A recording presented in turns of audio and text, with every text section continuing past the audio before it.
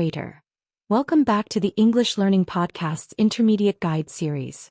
Today we're delving into a topic of increasing importance and universal relevance, talking about mental wellness and stress management. In our fast-paced world, prioritizing our mental health and developing effective strategies to cope with stress are not just beneficial, but essential for overall well-being. It's a conversation that requires sensitivity, clarity, and a willingness to be open, whether we are seeking support, offering advice, or simply sharing our experiences. How do you articulate your feelings or describe symptoms of stress or anxiety without feeling vulnerable or misunderstood? What language helps you discuss coping mechanisms, professional help, or self-care practices in a way that is both informative and destigmatizing? And crucially, how do you foster an environment for discussion that is empathetic, supportive, and encourages others to share their experiences without judgment, promoting a culture of openness and understanding? This episode is designed to equip you with the essential vocabulary, compassionate approaches, and practical insights necessary to approach discussions about mental wellness with confidence, sensitivity, and a genuine desire to support yourself and others. Today's discussion moves beyond casual acknowledgments of feeling stressed, delving into the nuanced spectrum of mental health, the science of stress response, and the diverse tools available for fostering resilience. We are privileged to host a conversation between Dr. Anika Sharma, a leading clinical psychologist specializing in stress and anxiety disorders, who practices from her clinic in Bengaluru, India, and Mr. David Chin, a prominent mental health advocate and founder of the Mindful Moments Community Initiative, operating out of his office in London, UK. Their dialogue will illuminate the best practices and common pitfalls in discussing mental wellness and stress management, offering you a richer understanding of how to transform personal challenges into opportunities for growth, connection, and collective well-being. So, let's explore the intricacies and profound impact of truly mastering the conversation around mental wellness. Anika, David, it's a genuine pleasure to finally connect with you. Your advocacy work is crucial in normalizing conversations around mental wellness. From your perspective, when someone is preparing to talk about their mental wellness or stress, what are your initial, most crucial considerations for them to keep in mind? Is it about immediately seeking solutions, or is there a foundational step of self-awareness? David, Anika, the pleasure is entirely mutual. Your clinical expertise provides such a vital grounding for my advocacy efforts. When someone is preparing to talk about their mental wellness or stress, my initial consideration is always a foundational step of self-awareness rather than immediately seeking solutions. It's crucial for them to first recognize and acknowledge what they are feeling, to identify the emotions, physical sensations, or thought patterns associated with their stress or mental state. This involves honest introspection, perhaps asking, what exactly am I experiencing? How long has it been going on? What might be triggering it? Without this basic understanding of their own experience, any discussion or solution can feel disconnected. My foundational groundwork always involves encouraging individuals to simply observe their internal state first. Do you find that a lack of this initial self-recognition is a common barrier to effective discussion? Anika, absolutely, David. Your emphasis on initial self-awareness and observation is unequivocally fundamental. A lack of this self-recognition is indeed one of the most common and detrimental barriers, often leading to individuals struggling to articulate their experiences, feeling isolated, or misattributing their symptoms. Without that internal clarity, it's difficult for others to understand or for effective help to be offered. My clinical experience shows that individuals who can clearly identify their feelings and triggers significantly expedite their path to coping strategies and support. What specific vocabulary or descriptive language do you employ to help individuals articulate their feelings or symptoms of stress and anxiety in a way that is both precise and destigmatizing? David, that's where precise, neutral, and validating language becomes paramount, Anika. My primary strategy for helping individuals articulate their feelings or symptoms involves providing them with a more nuanced vocabulary beyond stressed or anxious. Instead of vague terms, I encourage using specific descriptors like feeling overwhelmed, drained, irritable, restless, difficulty concentrating, palpitations, a sense of dread, or pervasive fatigue. I also emphasize framing these as experiences rather than inherent flaws. For example, I'm experiencing heightened irritability lately, instead of, I'm just an irritable person. We talk about stressors as external factors contributing to stress, and coping mechanisms as the strategies used to manage them.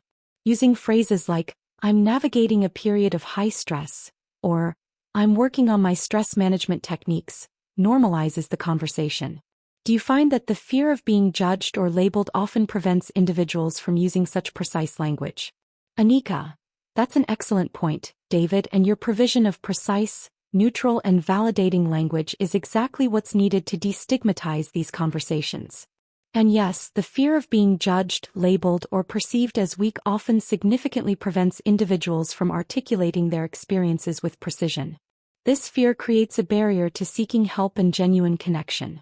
My clinical practice involves explicitly addressing this fear, assuring clients that their feelings are valid and common, and providing a safe space for expression. What role does discussing coping mechanisms and self-care practices play in managing stress and promoting mental wellness? And how do you encourage others to share their own effective strategies?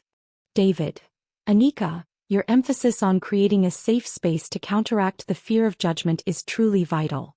Discussing coping mechanisms and self-care practices plays an absolutely crucial role in managing stress and promoting mental wellness. These are the actionable tools individuals can employ to regulate their emotional states and maintain balance. It shifts the conversation from passive suffering to proactive self-management. I encourage others to share their own effective strategies by creating a non-judgmental environment where diverse approaches are celebrated. I use open-ended questions like, what practices have you found personally effective when you're feeling overwhelmed? Or, what does self-care look like for you on a difficult day? I emphasize that effective coping mechanisms are highly individual. What works for one person might not work for another. We discuss a wide spectrum from mindfulness exercises and physical activity to creative expression, spending time in nature, setting boundaries, or simply connecting with loved ones. This collaborative sharing builds a community of support and provides a toolkit of ideas. How do you approach the challenge of recommending professional help for mental wellness without appearing condescending or dismissive of their current efforts?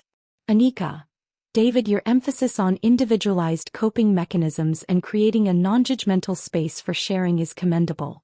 The challenge of recommending professional help requires a delicate balance of gentle suggestion, normalization, and empowerment, without appearing condescending or dismissive.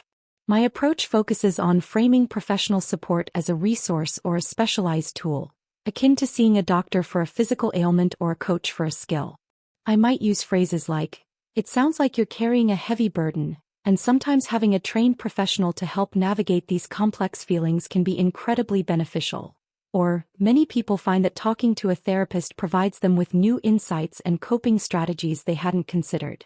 I emphasize that seeking professional help is a sign of strength and self-awareness, not weakness. I also highlight the types of support available, e.g., talk therapy, cognitive behavioral therapy, medication management, support groups, making it less abstract. It's about empowering them with options and validating their decision to consider support. What are the common pitfalls individuals fall into when trying to discuss mental wellness and stress management, and how can they be avoided? David, Anika, your framing of professional help as a resource and a sign of strength is a powerful way to reduce stigma. The common pitfalls individuals fall into when trying to discuss mental wellness and stress management often include downplaying or minimizing their own or others' experiences, using phrases like, it's not that bad, which invalidates feelings. One another pitfall is offering unsolicited advice or quick fixes without truly listening, which can feel dismissive. Comparing experiences in a competitive way. You think that's bad? Let me tell you about. Instead of empathizing is also common. Some might engage in overpersonalization, making the conversation entirely about themselves without giving space to the other person. There's also the pitfall of using stigmatizing language, even unintentionally, which perpetuates negative stereotypes around mental health. Finally, failing to respect boundaries when someone isn't ready to share or wants to keep details private can erode trust. To avoid these, individuals should practice active listening and validate feelings. That sounds incredibly challenging. They should ask open-ended questions to encourage sharing without pressure. Offer support rather than immediate solutions. How can I support you right now? educate themselves on respectful mental health vocabulary, and crucially, respect privacy and pace, allowing the individual to lead the conversation. How do you believe the increasing public awareness and open dialogue around mental health impact individuals' willingness to discuss their own wellness journeys? Anika, David, your comprehensive list of pitfalls and proactive avoidance strategies is incredibly valuable for fostering truly supportive conversations. The increasing public awareness and open dialogue around mental health profoundly and positively impacts individuals' willingness to discuss their own wellness journeys. The destigmatization efforts over the past decade, driven by media, advocacy groups, and prominent figures sharing their experiences, have created a more permissive and understanding environment.